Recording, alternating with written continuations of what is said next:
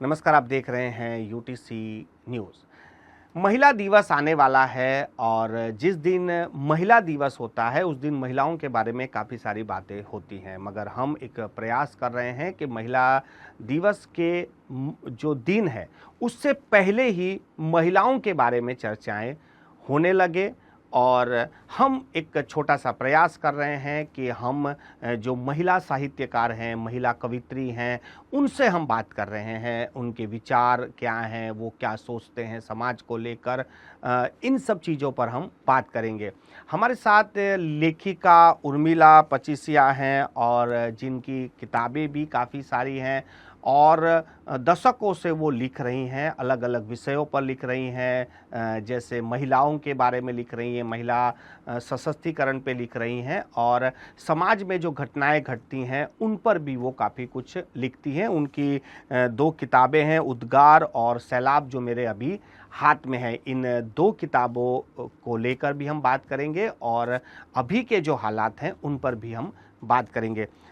उर्मिला जी, आपका बहुत बहुत स्वागत है। जैसे मैंने कहा कि महिला दिवस आने वाला है, समाज में उसी एक दिन महिलाओं के बारे में काफ़ी सारी चर्चाएं हो जाती हैं।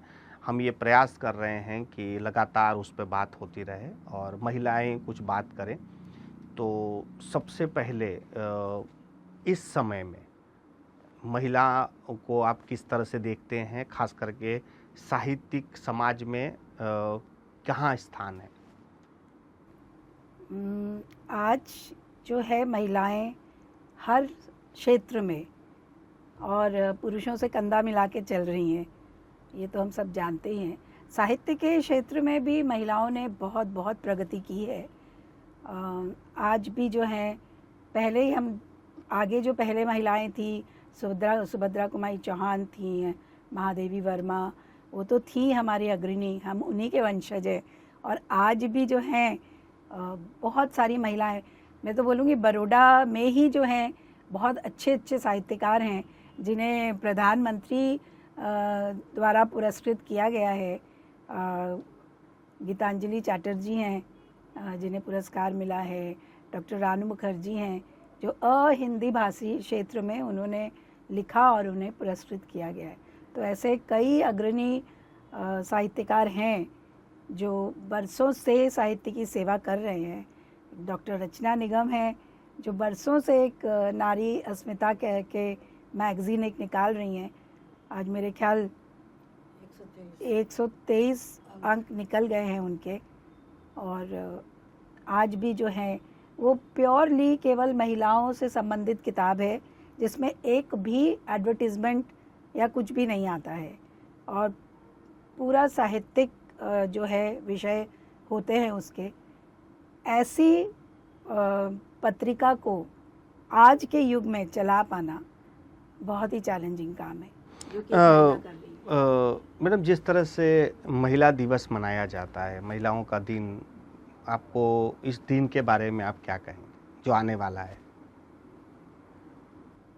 हाँ, कुछ लोगों को तकलीफ़ होती है कि एक ही दिन महिला दिवस क्यों मनाया जाता है, पर बात यह है कि गणतंत्र दिवस या स्वतंत्रता दिवस भी तो हम एक ही दिन मनाते हैं।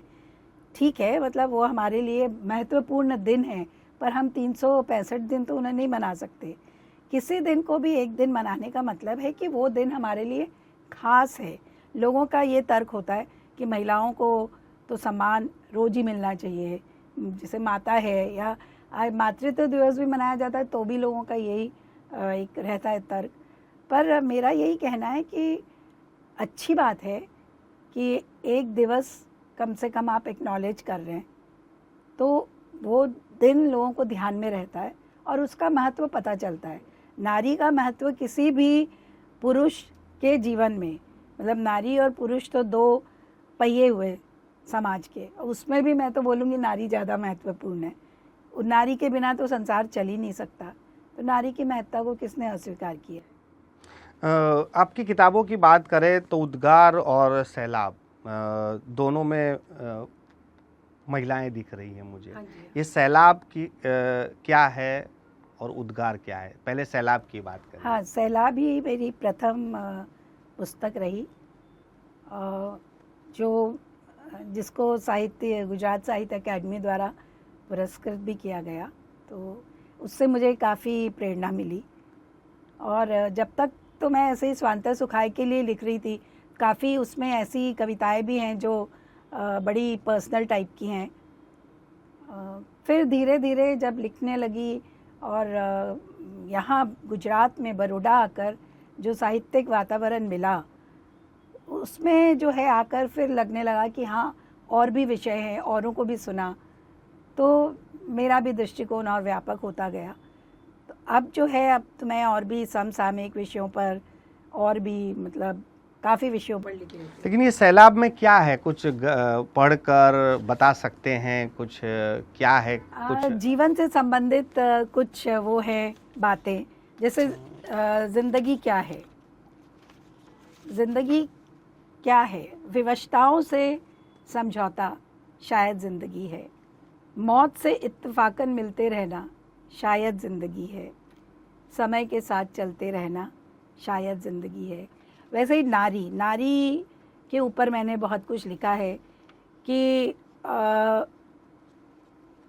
द्रौपदी का चीरहरण गत युग की बात नहीं, हर सभा में आज भी शील भंग हुआ है नारी का। तो ये एक पूरी कविता है मेरी। फिर भावनाओं के ऊपर बहुत है। भावनाओं की डोर से बंधे मुक्त लहराते रिश्ते, बंधन में बंध दम तोड़ जाते हैं।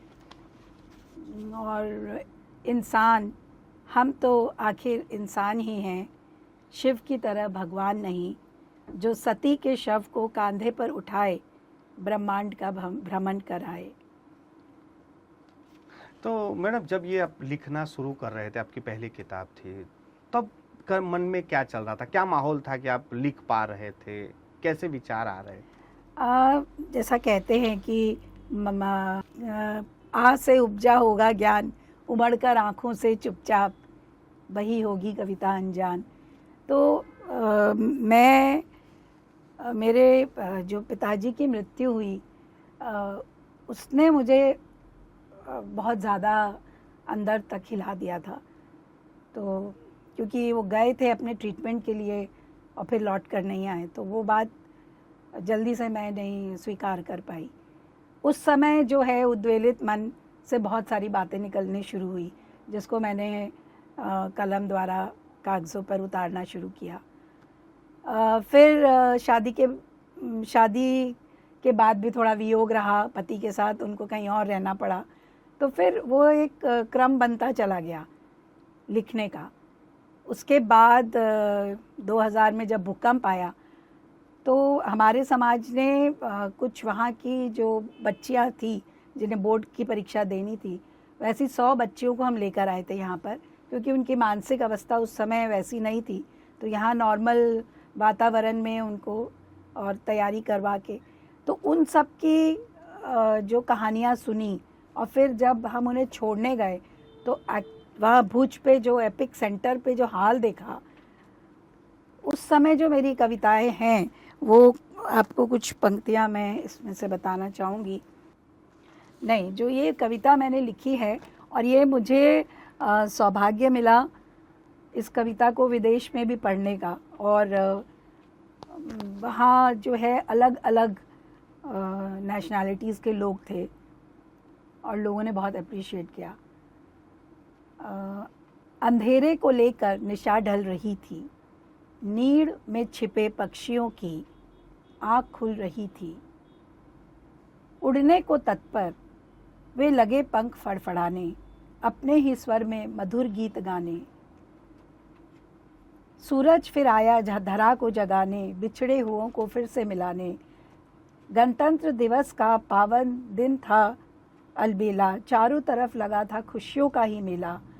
उमंग उठ रही थी हर भारतीय के मन में, फहराने को तिरंगा बहुत ऊंचा गगन में। स्वच्छ धवल वस्त्रों में बच्चों की कतारें सड़क पर जा रही थी गाती वंदे मातरम किनारे। सभी कुछ था सुंदर, मनमोहक थी छटाएं, देश प्रेम से ओत-प्रोत बह रही थी हवाएं। फिर न जाने क्या हुआ, फिर न जाने क्या हुआ, क्यों उलट रुष्ट हो गई धरा। झटके में उलट दिया वह सब कुछ जो था सीधा खड़ा। पल भर में बच्चे धरती में समा गए, दिखते रहे उनके नन्हे नन्हे हाथ जो परचम खोते फहरा रहे। दूध की बोतल लिए माँ अपने लाल को टटोलती, लकड़ी के सहारे उठ बुढ़िया पास बैठे अपने बेटे को खोजती। पल में प्रलय ऐसा मचा, दुनिया उनकी लुट गई, सांसें जिनकी बची उनसे जिंदगी बिछुड़ गई। और भी जिस तरह से आप ये सब भूकंप पे लिख रहे थे, इसका नाम उद्गार। उद्गार, तो ये क्या है? उद्गार का मतलब क्या है? उद्गार मन के विचार, मन के भावों का प्रकटीकरण। आखिरी सवाल है कि लोग कहते हैं कि जो लेखक होते हैं, जो निर्माता होते हैं, वो कुछ देखते हैं और उस पर लिखते हैं। आज का ज़माना है कि देखना कम हो गया है और सोशल मीडिया का ज़माना ज़्यादा हो गया है। कोई भी चीज़ हम बाहर जाके नहीं देखते हैं, वो मोबाइल पे ही देख लेते हैं। तो वो जब लेखक होता है या कोई कवि होता है, वो क्या अभी का माहौल अच्छा है या पहले का था कि हम रूबरू समाज को देखते थे या सोशली देख रहे हैं? नहीं, सोशल मीडिया में जो अब जो खबरें आने लगी हैं, वो जो जितनी चटपटी होती हैं आपको समझ में आ जाता है कि वो कितनी जेन्युइन है। तो सही बात है। और मतलब एक साहित्यकार या एक जो विचार सोचने वाला जो एक व्यक्ति है, उसे तुरंत पता चल जाता है कि किस तरह की के समाचार जो हैं सही हैं और नहीं हैं। और जो साहित्यकार होगा वो कोई भी चीज़ को महसूस करता है, किसी को चीज़ को देखता है, महसूस करता है, मंथन करता है, फिर उसका उद्गार होता है मन से। तो आप आज यूट्यूब पे आप देख लें, मतलब कुकुर मुत्ते की तरह भरे पड़े हैं, ना वो ठीक से बोल पाते हैं, ना उनकी भाषा शुद्ध है। तो ऐसी चीज़ों जनता को कैसे ऐसे वीडियोस भाते हैं, मुझे समझ में नहीं आता है। मुझे तो जो देखते हैं उन पे तरस आता है। जो बनाते हैं वो तो ठीक है, पर देखने वाले जो हैं उन पे मुझे उनकी बुद्धि पर, उनके सोच पे तरस आता है कि ऐसी गंदी चीज़ें जो मतलब अश्लीलता की तो बात छोड़ दीजिए, मतलब जो स्तरीय नहीं है वो चीज़ भी आप कैसे देख लेते हैं कम से कम। मैडम, एक सवाल और भी है जो मैं पूछना चाहता हूँ कि पहले के समय में खास करके लड़कियाँ वो एक किताब लिखती थी, अपने अनुभव लिखती थी, रोज का लिखती थी, उसी में अपने जो भी आप उद्गार बोलो या जो भी लिख, अब वो शायद कम हो गया या फिर वो नहीवत हो गया, अब लिखना बंद हो गया है। तो ये इसको किस तरह से देखते हैं? पर आप ऐसा क्यों कह रहे हैं कि लिखना बंद हो गया? मेरी समझ में तो बिल्कुल नहीं हुआ है, क्योंकि आप देखो लिखने का तरीका बदल गया है। वो तो खैर समय के साथ परिवर्तन आते ही हैं, विकास जो भी आप कहें। अब जैसे पहले हम लोग जो कविताएं लिखते थे तो उनमें एक तरीके का एक रिदम होता था। अब जो है वो गद्यात्मक कविताएं चलने लगी हैं, मानो आप एक कहानी सुना रहे हो पूरा। और आप देखिए आजकल तो नए नए आप देखेंगे, हर इंसान अपने को कवि मानने लगा है, हर आदमी बोलने लगा है। कंटेंट राइटिंग का एक अब पूरा एक प्रोफेशन हो गया है। तो लिखना कम हुआ है ऐसा तो मैं नहीं समझती हूँ। सिर्फ प्रकार बदल गया है। प्रकार बदल गया है, बिल्कुल। वो अपने एक्सप्रेशन का जो है तरीका बदल गया, आप ये कह सकते हैं। लिख तो जब तक इंसान सोचेगा तब तक भावों को अंदर तो नहीं छिपा के रख सकता, तब तक वो लिखेगा ही, कैसे ना कैसे प्रकट किए बिना उसको शांति मिलेगी नहीं। बहुत बहुत धन्यवाद हमसे जुड़ने के लिए। ये थी लेखिका उर्मिला जी, और जिस तरह से ये बता रहे हैं कि इन्होंने कैसे लिखना शुरू किया, किन किन विषयों पर लिखना शुरू किया, और अभी जो आज का माहौल है वो भले कागज़ या कलम पे नहीं लिख रहे हैं, लेकिन वो सोशल मीडिया पे लिख रहे हैं। कोई गा कर बोल रहा है, कोई कविता से, कोई कहानियों से। यानी जब तक इंसान रहेगा और वो सोचेगा, महसूस करेगा, तब तक वो अपने विचारों को ज़रूर प्रकट करेगा। प्लेटफॉर्म कोई भी हो सकता है। पहले किताबें होती थी और अब सोशल मीडिया के प्लेटफॉर्म है। आप भी यदि कुछ सोचते हैं, समझते हैं तो लिखिए ज़रूर, कहीं भी लिखिए, कुछ भी लिखिए, और अपने विचारों को समाज को या किसी को भी शेयर ज़रूर